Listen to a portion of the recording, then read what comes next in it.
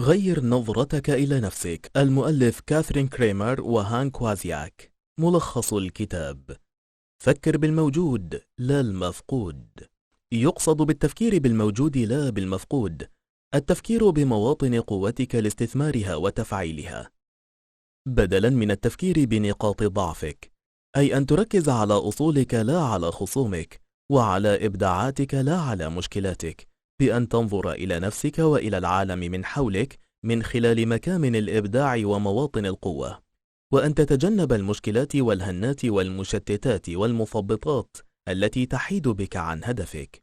وهذا يعني أن تركز جل اهتمامك على المميزات والإيجابيات وحسب.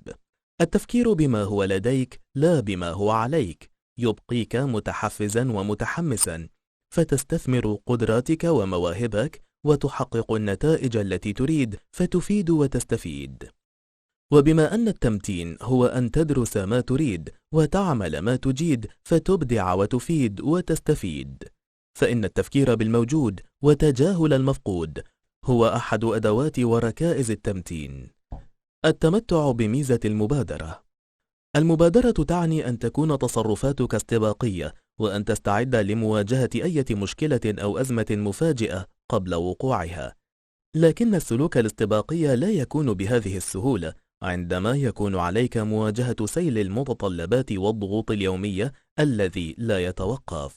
فإذا كنت مثل غالبية الناس وتصرفاتك كلها عبارة عن ردود أفعال بسبب تراكم الضغوط، مثل ضيق الوقت في عملك أو التزاماتك العائلية أو واجباتك المنزلية أو الأزمات المفاجئة، فسوف تستيقظ كل يوم وأنت تظن بأنك تحمل فوق ظهرك أطنانا من الأعباء والمهمات العاجلة، وأن انشغالك الكامل والمتواصل يحرمك من إنجاز أي شيء أو الاستمتاع بأي شيء، وأن الأيام والشهور وحتى السنين تتبخر ولا تعود، فتسأل نفسك: كيف مر الوقت بهذه السرعة؟ وماذا حققت؟ وإلى أين أتجه؟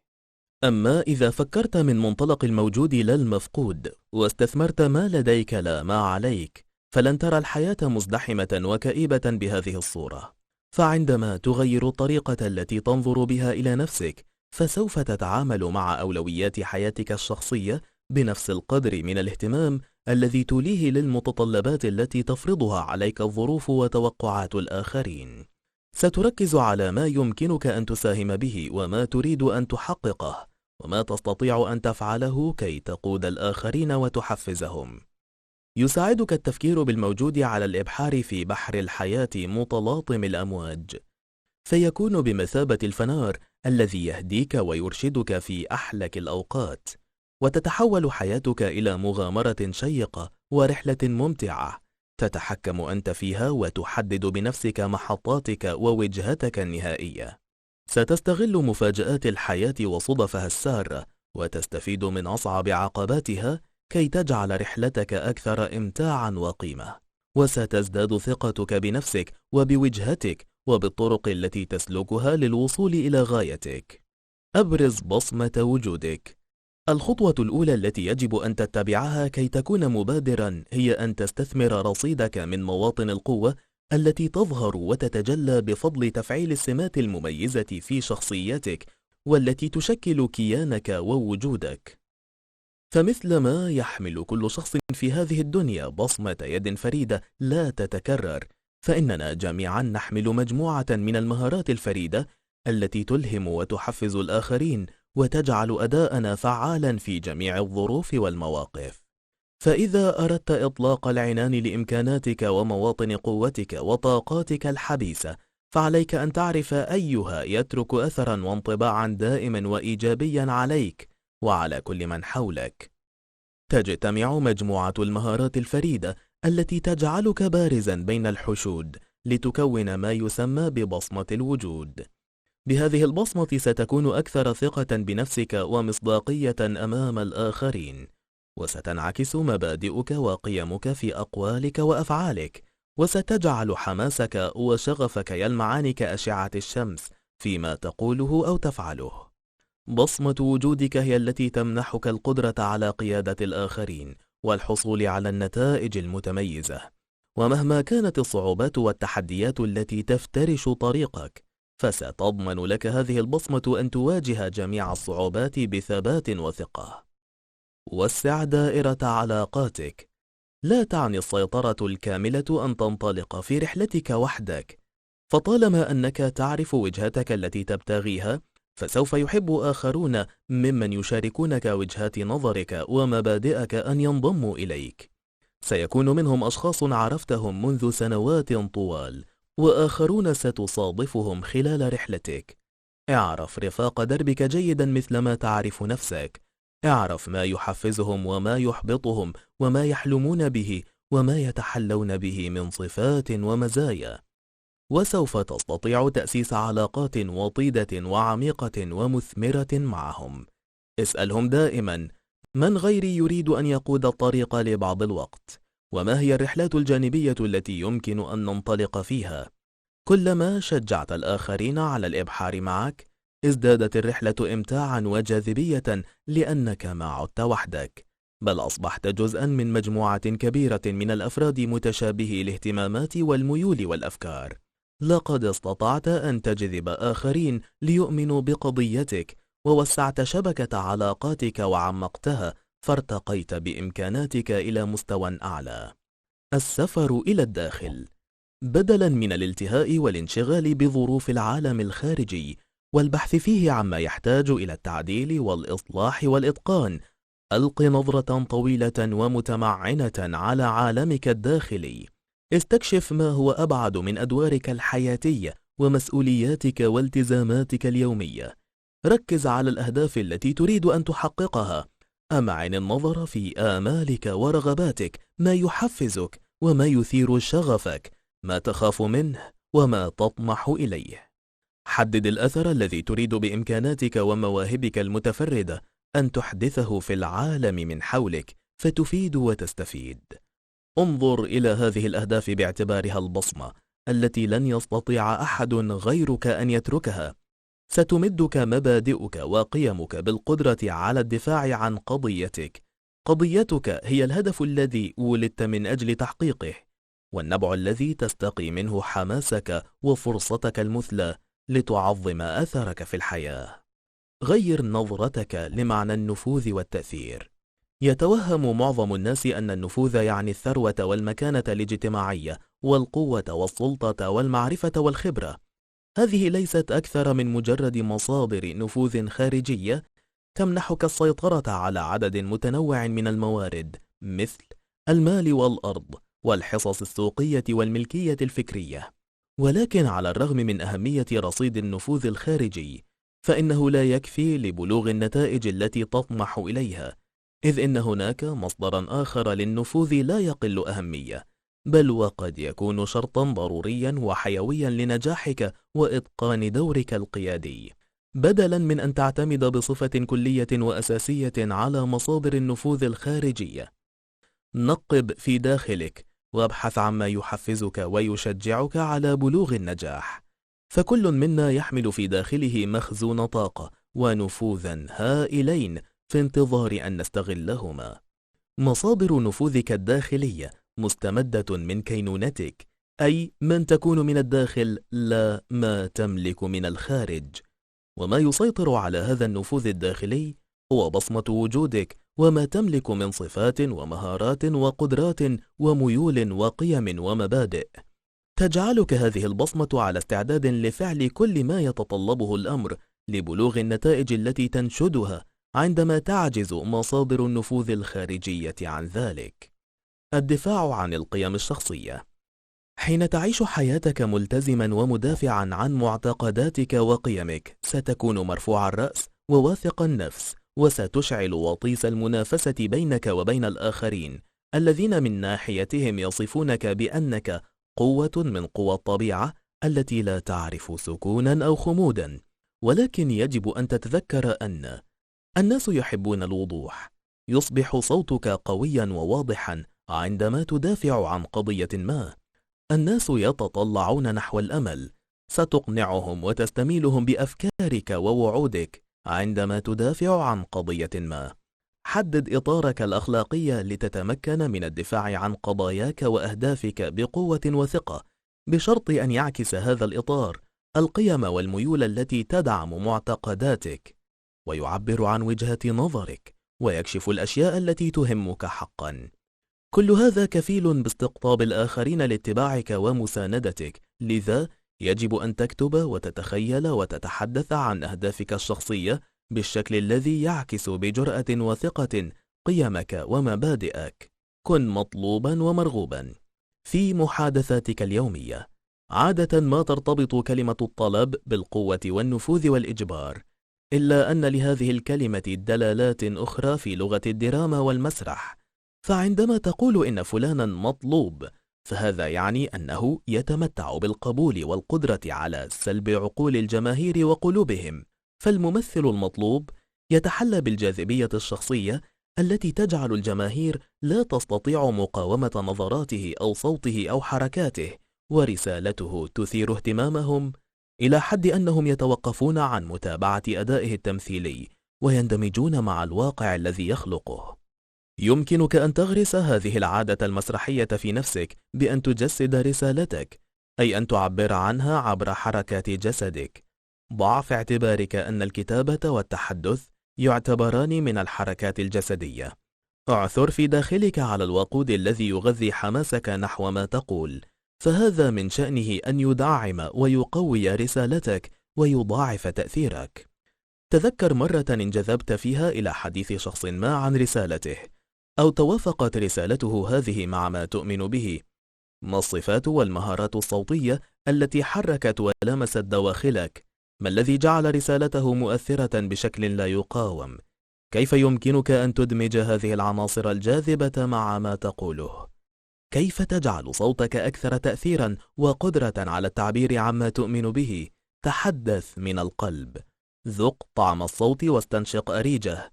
دع كل كلمة ترن وتحلق في الهواء دون أن تحبط أبدا. غير نظرتك لمعنى التأثير والإقناع. نقصد بالتأثير والإقناع أن تستطيع السيطرة على عقول الآخرين وقلوبهم ومشاعرهم. عادة ما تتمحور نظرتنا التقليدية حول تنمية مهاراتنا الشخصية في الإقناع والتأثير، فنهتم أكثر ما نهتم بحث الآخرين على تأييدنا والوقوف إلى صفنا. على الرغم من فعالية هذا الأسلوب في التأثير على الناس، فإنه ليس الوحيد، وغالبا ما لا يكون الأجدى. لن يتحقق التأثير والإقناع إلا بتكوين شبكة علاقات قوية تقوم على الالتزام والاحترام بين جميع الأطراف، فيصبح التأثير متبادلا، وتستطيع أن توازن بين آرائك ورغباتك واهتماماتك وميولك، وبين آراء الآخرين ورغباتهم واهتماماتهم وميولهم. فمن المهم أن تتأثر مثل ما تؤثر. الكيف وليس الكم. ليست العبرة بعدد الأشخاص الذين تعرفهم، بل إن معرفة الأشخاص المناسبين حتى لو كانوا قلة بسيطة هي التي من شأنها أن تحدث أثرا إيجابيا عندما تريد الانضمام إلى كلية أو ناد، أو الحصول على وظيفة أو ترقية، أو حتى الفوز بمنضدة مميزة في مطعم راق. قد تساعدك صلاتك الطيبة مع الآخرين في توسيع نطاق تأثيرك، إلا أنها تلعب في ذلك دورا محدودا. يمكنك التفكير من منطلق مواطن القوة من أجل التواصل مع الأشخاص المناسبين بشكل وثيق وعميق ودقيق، لأنك صادق وصديق، فتصبح عملية التأثير طريقا ثنائي الاتجاه بفضل مواطن القوة التي تشارك بها، وتلك التي تستقبلها في كل تفاعل بينك وبين الآخرين، مما يضاعف مستوى تأثيرك ويجعله أكثر تعقيدا. غير نظرتك لمعنى التأثير والانطباع. حين نفكر في كلمتي التأثير والانطباع، فإننا عادة ما نربط بينهما وبين ممارسة الأشياء التي ترضي احتياجات ومتطلبات وتوقعات الأشخاص الذين يحيطون بنا في مكان عملنا أو سكننا. فنحن نسعى إلى خلق الانطباعات والتأثيرات التي من شأنها أن تحل المشكلات أو تقضي على تهديد ما أو تنمي معارفنا. يتخذ التفكير من مواطن القوة هذه النظرة التقليدية موطئا له، فيبين لك كيف تحقق التوازن بين ما تريد أن تحققه وبين ما يريده العالم منك أن تحققه. تبدأ هذه العملية بأن تضع النتائج التي تنشدها وتجد منها الإلهام والتحفيز نصب عينيك، مما يساعد في ترتيب المتطلبات الخارجية حسب أولوياتها والتعامل مع كل منها على حدة. كما ستربط بين أهدافك الخاصة وبين القضية التي تشعر أنك خلقت من أجلها، مما يحقق لك زخما ومنفعة مزدوجة ونتائج مبهرة لم تكن تتوقعها. إذا هبت رياحك فاغتنمها، وإذا لاحت فرصتك فاقتنصها. يعتبر الأثر الإيجابي جزءا لا يتجزأ من القضية التي خلقت لتحققها، وهو يتجلى عندما تتقاطع أفعالك الحالية مع المستقبل الذي تريد أن تخط سطوره. ويكون هذا الأثر بمختلف الأحجام والصور، فقد يكون في صورة مشروع جديد، أو تغيير قانون، أو تربية الأطفال، أو تقليل نسبة الجريمة أو الأمية. كما أن معظمنا يملك أهدافا عديدة، إذ إننا ننجذب نحو تحقيق أكثر من هدف واحد على مدار حياتنا. بصرف النظر عن عدد أهدافك أو حجمها، يظل أسلوب التفكير من مواطن القوة واحدا لا يتغير. فالأثر الذي تسعى إلى إحداثه في العالم الخارجي يجب أن يكون وقوده شغفك وإصرارك الداخلي. وحين تتداخل التزامات عالمك الخارجي مع التزامات عالمك الداخلي، ستعلم أن فرصتك قد حانت، وأنك على استعداد لانتهازها واستثمارها والاستفادة منها. بصمة التأثير. ثمة عنصران عليك أن تراعيهما كي تبلغ المستقبل الذي تستحقه، وتترك البصمة التي تحقق بفضلها تغييرا إيجابيا في العالم. الناس يهتمون بما هو محدد. تتطلب البصمة التأثيرية منك أن تعرف كيفية الانتقال من الواقع الحالي إلى الواقع المستقبلي الذي تتمناه، ولكن من الضروري أن تكون واضحا ودقيقا ومحددا بشأن المستقبل الذي تريده، وكيف تجعله أفضل من حاضرك. عندما ترغب في ترك أثر، فاجعله تغييرا إيجابيا يفيدك ويفيد الآخرين. حدد التغيير في المعتقدات والأفكار والسلوكيات المطلوب منك وممن تنوي أن تؤثر في حياتهم.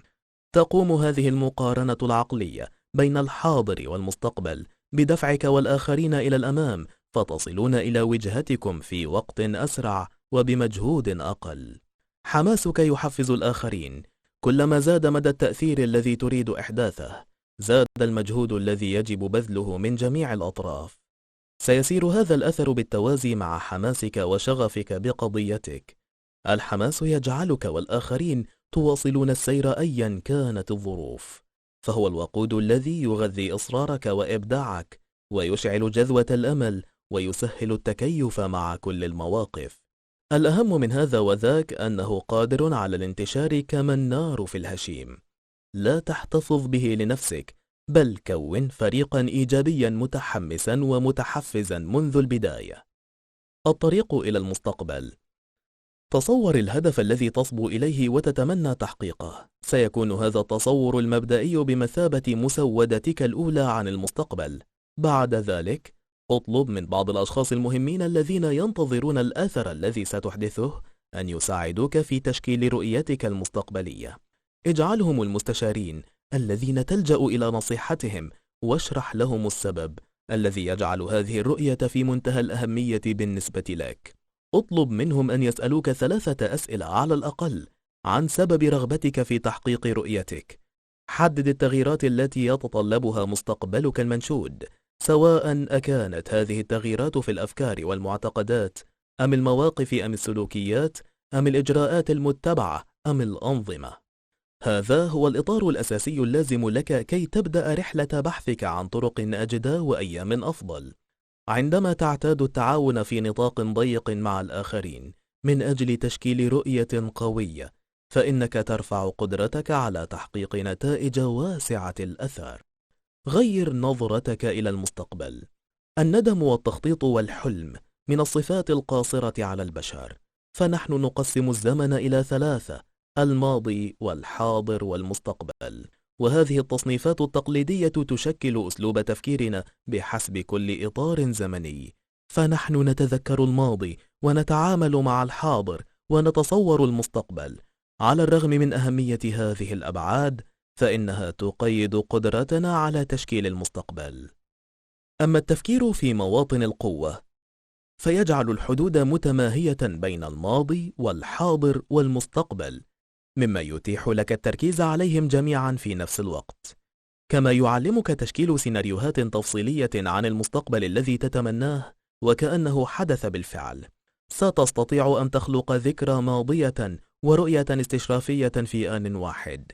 يؤدي الأثر السردي لهذه السيناريوهات إلى تشكيل رؤى قيمة عن المستقبل بعثت قبل أوانها في الزمن الحاضر، فتصبح بذلك المؤلف والمنتج لمستقبلك الذي تريده كي تستطيع أن تعيشه في اللحظة الحالية. البدايات الجزئية تعني نهاية عظيمة. كل منا يحب أن يسمع قصة مؤثرة تمس أوتاره، وهناك تعبيرات شاع استخدامها مثل أنت شخص درامي وما قصتك، تعكس ميلنا إلى رؤية الحياة عبر عدسات قصصية وسردية، لأن الناس من جميع مسارات الحياة المختلفة يتمتعون بالمقدرة على فهم الحياة التي يعيشونها من خلال النظر إليها باعتبارها قصة متكاملة الأركان. لكي تستثمر مستقبلك الاستثمار الأمثل، اعتبر نفسك مغامرا أو رحالة. تخيل نفسك المؤلف الوحيد والأوحد الذي يخط سطور حياتك. استغل قدراتك الدفينة واصقلها، واستمد قوتك وطاقتك من شبكة علاقاتك والنتائج التي تمخضت عن بصمة وجودك. بيد أن تصور تفاصيل مستقبلك وكأنه واقع فعلي يتطلب منك أن تكسر قيود الوضع الحالي وأوهام الاحتمالات السلبية، وأن تفكر خارج الصندوق بطريقة إبداعية وجديدة ومختلفة، مع مراعاة أن تنظر داخل نفسك في نفس الوقت. يجب أن ترى مستقبلك بوضوح وتشعر به وكأنك تعيشه حاليا. قد تحسب أنه من الصعب أن تتخيل تفاصيل هذا المستقبل، لكنك تستطيع كتابة مغامرتك مستعينا بالاستراتيجيات التالية التي يتبعها أعظم الروائيين وكاتب السيناريو وصناع السينما في العالم. أولا، ألق نظرة استشرافية على المستقبل. يساعدك تصور المستقبل الأمثل الذي يمكن أن تحظى به في صياغة قصتك، فنفذ ما يلي. كن متحمسا. حدد ما تؤمن به وما يثير حماسك وشغفك. اعرف القضية التي ولدت من أجل تحقيقها. اشعل خيالك وحل قيود ملكات إبداعك عن طريق تذكير نفسك بالسبب الذي تريد من أجله الوصول إلى هذا المستقبل. انظر إلى الصورة الكاملة. تخيل المستقبل الذي تتمناه كما لو كان قد حدث بالفعل. اجعله واقعا. انظر إلى السياق الكامل لكل موقف. تصور بعين الخيال ما حدث لك وللآخرين الذين لامستهم وأثرت في حياتهم. تذوق طعم التأثير الذي تركته فيهم. اكتب حبكة مناسبة. دع أحداث القصة تتكشف في عقلك تلقائيا. كن مغامرا وتخيل مستقبلك بتفاصيل مفعمة بالحياة، كانتصاراتك وهزائمك وأفراحك وأتراحك. اجمع فريقك. تخيل الأشخاص الذين سيلعبون دورا مهما في قصتك، من حلفاء ومعلمين ومدربين وأعداء ومعارضين. ضع كل منهم في دوره المناسب، وتدرب على عدد من المواجهات المختلفة بينك وبينهم، واشكر الجميع لأنهم جزء مؤثر في حياتك. انظر إلى كل قصة واقرأها على حدة.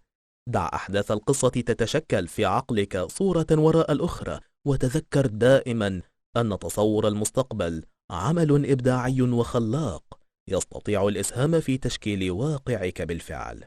ثانيا، اكتب سيناريو رحلتك.